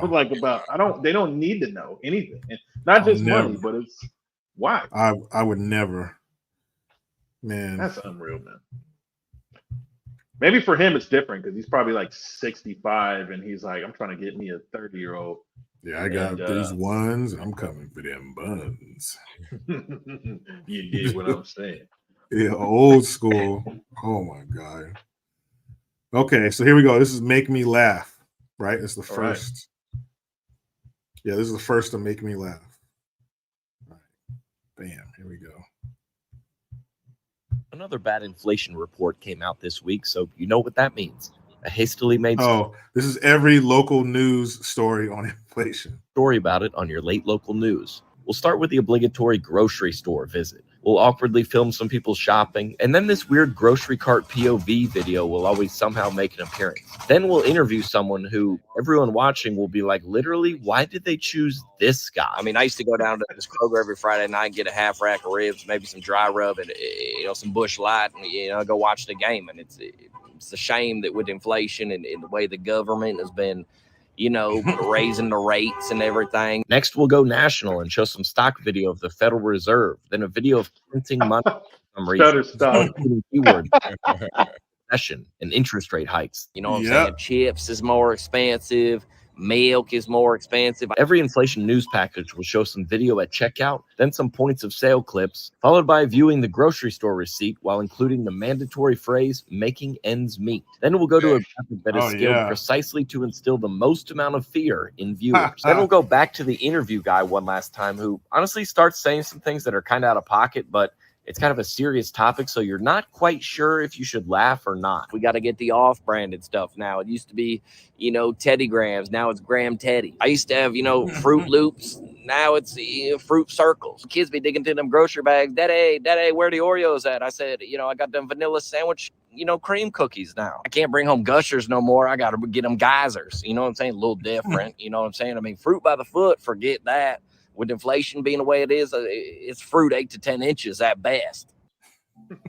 A lot of people regret getting it. Oh, good. At best. Yeah, at best. That's so true, man. We've all seen those stories. We've all seen that footage. Just like the campaign commercials, during election season. Mm-hmm. There's always a scene where they're at a construction site and they're wearing a denim shirt with the sleeves rolled up, and they got some guys holding the blueprints and they're pointing at the blueprints and they point at the structure out there. This guy don't know shit about building. But he has to show that he's one of us. He's one of the common men, one of the little people. You know, I'm out here. That's how I view Gavin Newsom's like his stuff. He's always doing that. Like he's out there with the people and stuff. Shit. Like, get out of here, bro. You're never you're never outside. About 85% of Gavin Newsom's time is spent in hell with the devil. So yeah, dude, he's not out there with people. He's Satan's personal assistant, man. He's the one following the devil around, telling him where he needs to be at 12 o'clock. For sure. Yeah. You have a meeting with Oprah, sir. Okay, Gavin. Yeah. So this is how Democrats view inflation.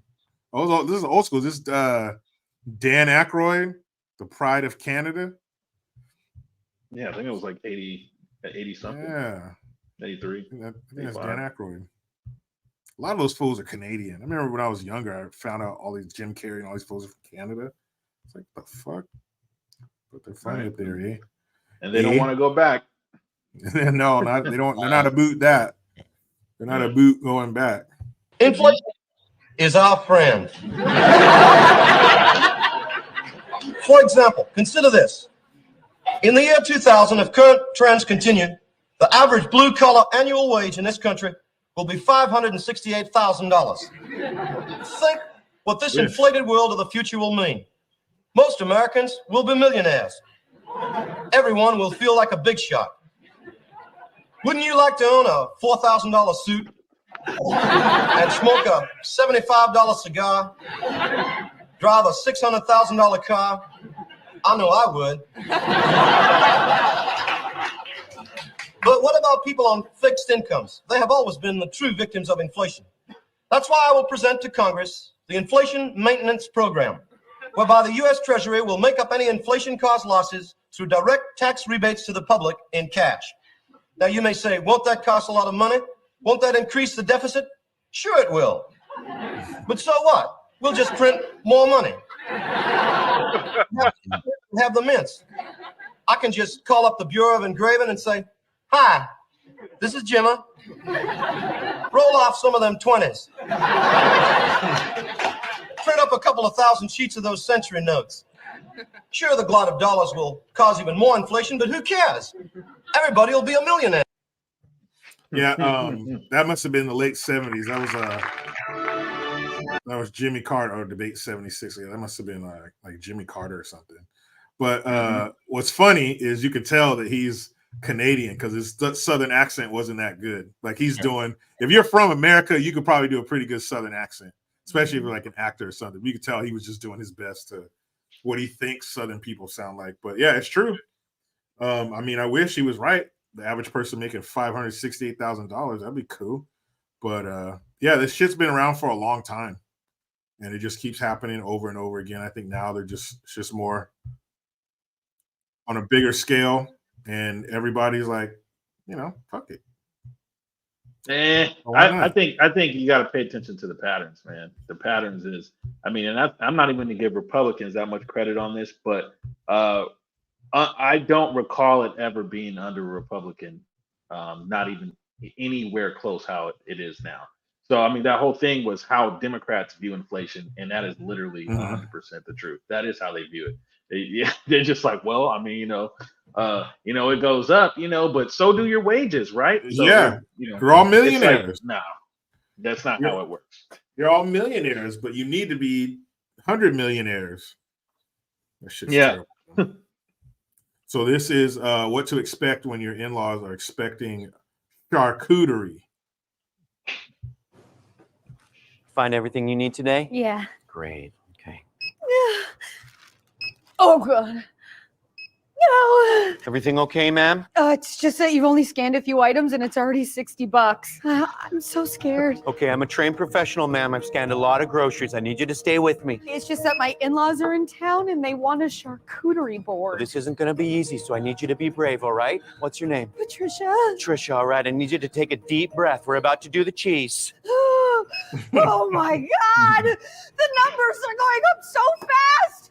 Why do we have to be at Balderson's house? Don't look up there. It only makes it worse. Keep your eyes on me, okay? Can't you just scan something less expensive? I can, but let's not forget, it's the little things that add up, all right? Now brace yourself. I'm about to do the mixed nuts. Oh, my God. I'm going to pass out. Okay, bite down on this, Patricia. Get ready. I'm going to do the cured meats.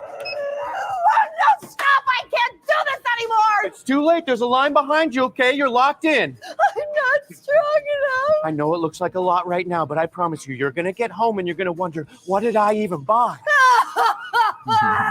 You've got this, Patricia. Get ready. I'm going to weigh the grapes. Come on, Patricia. What have you done to me, you son of Okay, your total's $257.84. You got to dig deep. This is the hardest part. Patricia, it's time to pay. The bill's too high to tap. I need you to be strong. Dig deep, Patricia. Insert your card. Insert your card, Patricia. You got this. You got this. You're doing it, Patricia. You're doing it. That's the way. Here you are, man. A healthy bundle of groceries. Can I take them home? Yeah. Yeah, you have to. Right. Yeah. Next. Okay. All right. That's good. true, man. You start buying those cheeses and cured meats. Yeah, that's all the way going up north. That's just going north fast. All right, here's the last one. Make me laugh. Hold on, I got a little ad here. Oh man, yeah, that was good. The things that are actually true are always the funniest. Absolutely. Yeah. All right, here we go. She said you scanned like 3 items. It's $60. It's already $60. Like, dig deep. I'm about to scan the cured meats. All right, so this is certified funny Rod Man dealing with cash. This dude's funny. I remember seeing him back in the day on like Comic View and shit. Comic View, yeah. At high price stores. That ain't my thing. I go to where it's a closeout situation. Stuff is on budget. Like I like Marshalls. That's a good stove right there. Marshalls, because you can go in Marshalls and find stuff, but you got to be focused when you go into Marshalls, because it's a closeout, it's a liquidation. Everything ain't together all the time. It ain't that kind of store. You're looking for an outfit. It ain't an outfit store. It's a shirt this week, pants next week type of store. It's not a full set together type of store. Because you got to realize we in a economic crisis. I hear that all the time, a recession. So you have to watch your money. And I miss money myself. I miss just straight cash, because everything is automated now. You got to know your budget in your head. You got to know what you got on your little card. I don't like the whole little swiping situation because it's confusing, the little swiping all the time. And they'll trick you to get money back from yourself because you don't even be want money, but you'll swipe your card and then the cashier be like, would you like cash back? You like, well, hell yeah, I would like some cash. I didn't know that they were giving cash today, but you don't realize that's your cash every time you get some cash back. Yeah, that's true. I got $40 more from me. Because it ain't in your budget, and they don't regulate the little card, because sometimes I'll swipe it at the gas station, and in my head I have a balance, and I'm thinking the machine is gonna stop on my balance, but it'll just keep running, and I'll be like, hey, somebody needs to stop this, because I don't have this on my card, so it's gonna be a misunderstanding in a minute, so I'm just gonna ride off and see what happened. And I ride off, I figure it's a free gas day or whatever. I don't know what Shell is really doing today, but the banker sent me a statement and say you had an overdraft at the Shell. And I say, no, the Shell gave me too much gas because I did not have an overdraft. You need to take that up with the Shell attendant, because I don't have that. And I don't know why they want to charge you an overdraft anyway, because if I don't have the draft, at the over. I don't have the over either. So pretty much can go and close that account, because I see we not on the same page, Bank of America. So because it's hard to keep some money these days. You don't get service like you used to for your money. Everything is self-serve. They got, like, you go to the mall now, it's a little kiosk workers. I don't know who started this, but it's people in the middle of the mall bothering you while you trying to go in a real store. And I don't like that at all. I'm like, hey, this is not a real business. This is a stand. This is a stand. It's a step up from a lemonade stand. So it's not, because I don't. That's so true, man. Oh, that's funny. Oh God. Well. Oh, wow. Well, that was that was great. I gotta say, probably my favorite one. It might be that one, actually. It might be that one. It's difficult when you mix stand up with like skits. Of course, I had the skits to be the one prior. But I'm gonna go with that one. That one obviously made me laugh the most. I feel like that's hilarious because it's still relevant today, and I'm not sure when that was filmed. Yeah, that's the sad thing. He's talking about the fucking fucked up economy, and it's still relevant today. Yep. Yeah. Watch it be from like 10 years ago. Like, no, that shit's still happening. It might be. Let's see. And this was uploaded 9 years ago. So that's when it was uploaded. I'd say it was probably like 2008, 9, something like that. But I would say, yeah, that one. That was my my favorite one. Yeah, that'd be my pick. How about you, ABL? Out of all the ones, I think I like the one where they were checking out the food, and it was like the charcuterie and all the cured meats and everything. That was I appreciated that one. The way it kind of it built up. I really enjoyed that one. Yeah, that one and the every newscast about inflation, that was pretty funny. Yeah, because that's true. That's true shit right there. Local news or whatever, national news, it's the same thing. And whenever they're talking about obesity, they always show a bunch of fat people walking around in public from like the neck down. They don't show their face, so they don't got to clear shit with them. Like you're gonna pick me to be the fat person for the. What are we doing? One of those people who got recognized by their family says, "Is that you?" Damn. Well, ABL, that was Stop the Fuckery, episode 4, man. The economy. And I thank you for being here. I hope you enjoyed it. I hope you'll come back, man. Oh, definitely, man. Definitely enjoy myself. I'll definitely be back with y'all, man, for sure. Thank you. Now, ABL, let the people know how to find you. And if you want to get to 1 million subscribers, you need to also have a resume like this to where you can be found, because ABL is everywhere. Please let them know. That's right. So the best way to find me right here on YouTube, you could just search right here. You see that, ABL. You search that here, you'll find me. I'm easy to find. You can also just Google me, Anthony Brian Logan or ABL. Go to my website, anthonyblogan.com. Go to the contact page. I got my social media accounts on there. I'm on Facebook. I'm on Twitter. Now they call it X, but I call it Twitter. Instagram, I'm everywhere. Anthony Brian Logan, Anthony B. Logan. All my accounts are verified, so don't nobody get catfished or scammed or anything like that. Because if somebody says, hey, I'm ABL, and if you send me $5, I make it be $5 million, you're going to get robbed. You're going to get scammed. The best way to go about it, go to the website and verify everything right there. But I'm real easy to find. Check me on Google. Check me on all your social media platforms, and that's how you can find me. Thank you, man. I appreciate it. We'll be back, not next Tuesday or Thursday, the Thursday after, in 2 weeks. Maybe we'll have another guest. Oh, yeah, we have to do it next Thursday. That's right, because I messed it up last week because my son had his Christmas program and my daughter had her first school dance on the same night. So what can you do? Daddy we'll be back before the year. So, yeah, next Thursday, we will be back before 2024 to wrap up 2023. It'll be our last show of the year. Will we have a guest, or will it just be GION and I? Well, you have to be here to find out. Next Thursday, Stop the Fuckery, episode 5. ABL, we're going to get out of here, but please hang out in the green room for a second. We'll get you on your way. But I thank you guys for being here. Stop the Fuckery, episode 5, next Thursday. Be here. If you're not here, you're in the wrong damn spot.